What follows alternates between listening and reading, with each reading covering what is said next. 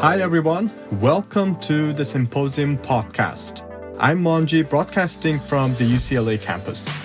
So today I will have conversations with UCLA students about the increasing concerns over the novel coronavirus or COVID-19. This podcast is brought to you by Symposium, a mobile app for UCLA students to chat with other students on campus about topics and ideas you're interested in. What makes Symposium different from Reddit or many other discussion apps out there is that you can chat with people near you, and if you want, you guys can meet up. We're trying to bring people together in real life for face-to-face conversations. I know it's not the best time to promote in-person interactions, but hey, coronavirus will go away, so go ahead and download our app, Symposium, from the Apple App Store or Google Play. Now, back to our podcast, and I hope you enjoyed this episode.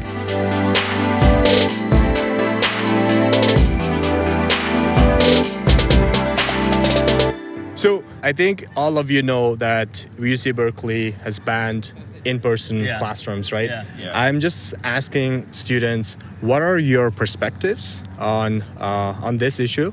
And specifically, if UCLA should actually follow UC Berkeley. Yeah, so I think as students, it's nice to have the idea of not having classes, and especially since we're going into finals week, having that potentially canceled as well. But realistically speaking, I don't think that there is much need for concern as of now. So I think what probably should happen is everything should continue as normal. But obviously a lot of people would prefer to not go to class, which is I'm kind of in the same boat too. That's just my mentality of it all. It's kind of we're a week or two away from just kind of being done with all of our classes for the quarter, and then we have our break. And if they want to rethink what we're going to do coming out of that break for the next quarter. But as far as I'm concerned, as far as what I know about the coronavirus, obviously it's spreading and going across the U.S. I think as of right now, it's only at 550 confirmed cases in the U.S. It's not, when you think about the country as a whole, it's not a massive issue at the current moment. I understand why you want to be preemptive on a college campus, stuff like that, but it just doesn't make sense to me to completely change how we do things this last minute. Yeah, especially when these classes, they give you a lot of prep for finals and papers and stuff. Mm-hmm. The last couple of weeks of classes are, I think, most important because they tell you what you want to study and what you want to actually know before the final, before the paper. Yeah. So I definitely think these are the most important weeks of classes. So I don't think there's a need for, especially unless it gets really, really bad on our campus, which I think there's couple confirmed cases in LA. They said they were testing negative. Yeah, the 3 students tested last week, right? Yeah. Okay, so I don't think there's necessarily a need at UCLA to be that preemptive for the causes. And I think it's really important, especially for us to go into finals week, that we're well prepared. So I get why Berkeley's doing those things, but I definitely don't think there's a need at UCLA because it's so important. On top of that is just that Berkeley had some genuinely confirmed cases, and that's what led to the preemptive closure of classes in person. We don't. We had 3 that were being tested for it, and they all came up as negative. As of right now, and it's a campus of 30,000 plus students, I'm sure there's a chance that somebody might have it, but I think to kind of freak out and change the way we're doing things, especially this close to the end of a quarter with finals and everything coming up, and I respect it. It's a professor by professor decision. If a professor decides, I don't want to risk it, I want to have my final be a paper instead of an in-person test, they can do what they want. But if they decide, no, we're going to continue things as normal, I think it's perfectly reasonable. And at the same time, it's just, I think people were just getting a little too worried about it. There's things where it's people are coughing and stuff, and everybody's oh, you have coronavirus. But it's obviously oh, no, I'm sneezing or coughing. But it doesn't mean it's the common cold, Yeah, exactly, right? Yeah. It's definitely not worth that big of a reaction.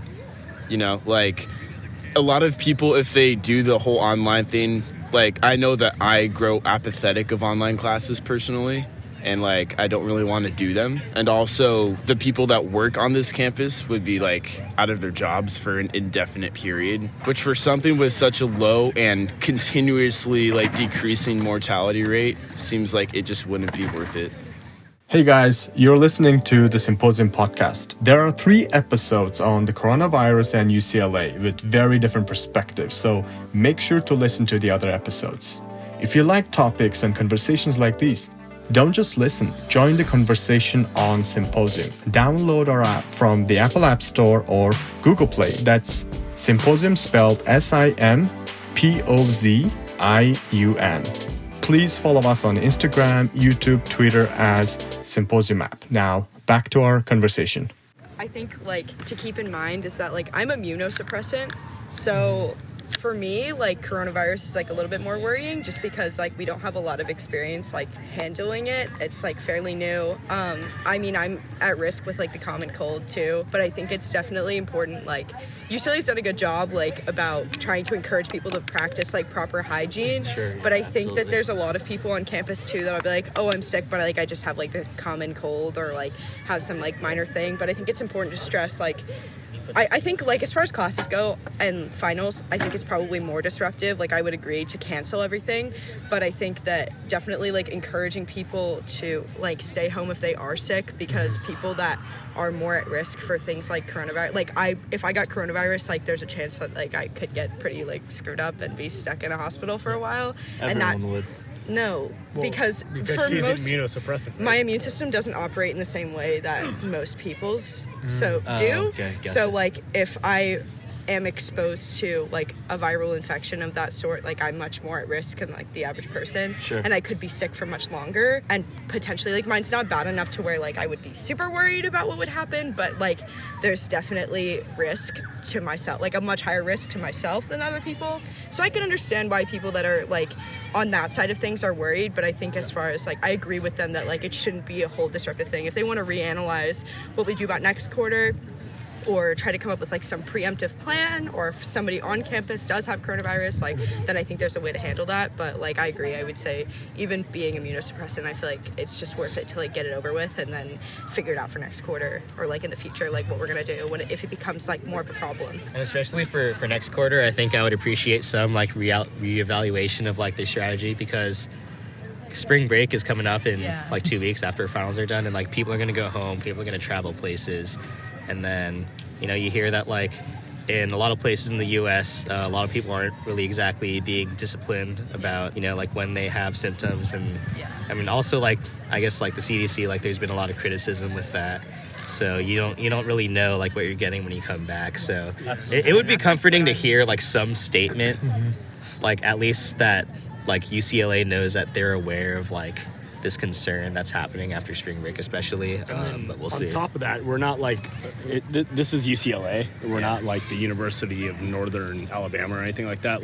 A significantly diverse Oh, okay. What campus. With that? Okay. No, all I'm saying is that we have a very diverse campus population. Yeah. Lots we of have international students. That's right. For sure. Well, that, and then on top of that, we have students who From China. Yeah. right. It's whether they're from China or whether the student's going to go to New York, or whether they're going to go to Philadelphia or Seattle, for example. Seattle has a big coronavirus scare going on right now. Absolutely. We have students from all over the country. We're not a smaller localized college where students from nearby high schools end up going to. I think that's another big concern, and Berkeley has the same concern as well, I'm sure. Yeah, sure. They're very Yeah, it's just diverse. with a student population, and it's great having such a diverse population. You meet people from all over, you understand different lifestyles and things like that. But when it comes to a viral outbreak or something like that, you have to kind of stop and think for a little minute and realize that, even though all these things that diversity brings to a college campus makes us, I'd say, significantly better, just because worldviews are always important to share and learn. Absolutely. I think it's something UCLA needs to be reminded of, almost from a campus perspective. I know that they're not always the best at student health. When we had the fires and there was literally ash falling on us when we were walking outside from different fires. My freshman year, you couldn't walk outside, and within 10 minutes you'd have flakes of ash on you from the nearby fires. And they still didn't cancel classes. They said they originally sent us an email saying everybody should have masks to protect themselves from the things from the fire. They realized they didn't have enough of those, and then immediately about an hour or two later sent a following up email going like, oh wait, never mind, yeah, you guys don't need masks, only the people who have breathing issues need masks, because they realized they didn't have the resources. I think UCLA over like this break and throughout like the past few weeks already should have been preparing and should be doing things to like better respond to their students. I don't know if they're going to do that. I know it's difficult on their end, and like especially with masks right now, like I know there's a global shortage of them.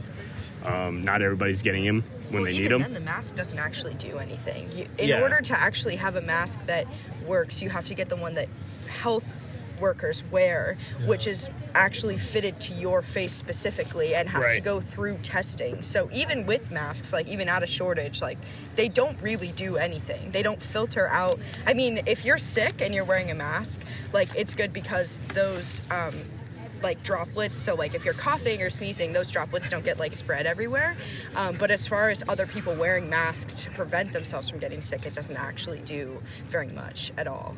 Yeah, I think based off of previous events like the fire, like a lot of students aren't exactly like the most trusting about how the UCLA administration handles these stuff like this. So I'd agree. That's kind of like the sentiment among a lot of students here. So where do you guys draw the line? Like, if there is someone at Westwood is confirmed to have the virus, like, would you then say, okay, then we should shift online? I think that we should shift toward like a more like hybrid option where people can have like greater access to online stuff if they so choose, but having like just like a mass migration off of campus just doesn't seem necessary for something so mild, in my opinion. But I think it also serves as an opportunity to be better prepared for future potential pandemics that could be worse than this one. And I don't know, greater access to sanitation as well. Like, we know a guy that doesn't wash his hands regularly, and it's kind of gross. So hopefully he doesn't spread it to us. Yeah. we have some person in mind, that's for sure. That's my opinion. Yeah. Awesome. Thank you for listening to this episode. There are 2 other episodes with very different perspectives on the coronavirus and UCLA, so make sure to listen to them as well. This podcast is brought to you by Symposium app. Symposium helps you find like-minded people to have a meaningful conversations in real life. Download Symposium app on Apple App Store and Google Play. And see you on our next episode.